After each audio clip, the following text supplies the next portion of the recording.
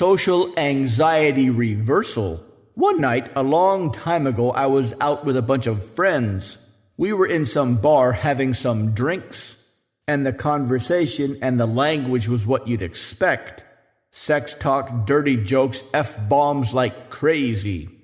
Then somebody decided to go get some food.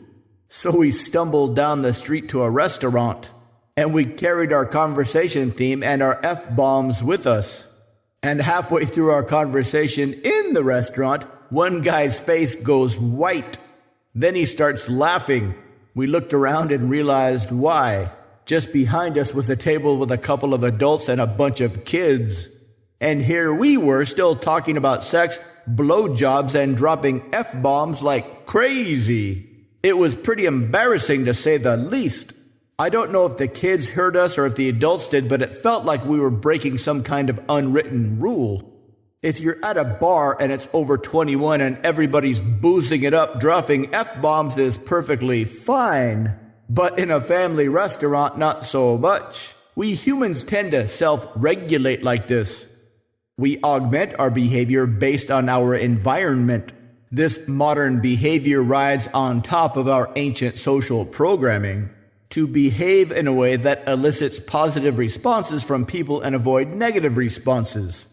But like many other instincts, when this rises to the conscious level, it can be difficult.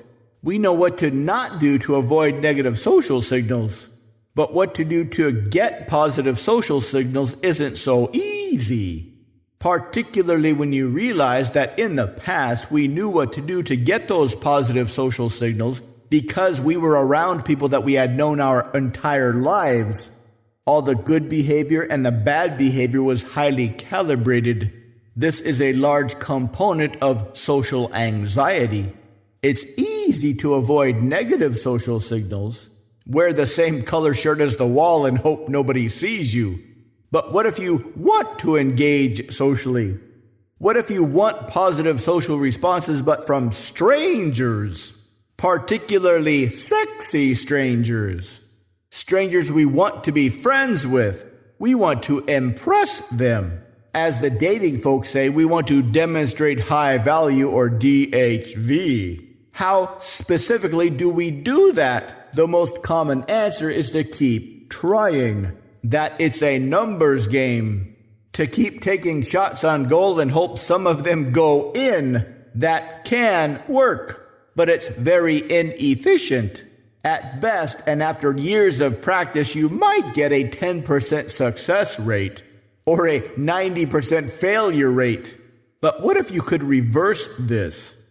By reversing the strategy, you could reverse the numbers, meaning that the majority of people you interacted with would think fondly of you.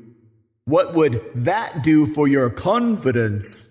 To learn more, visit mindpersuasion.com/first-impressions.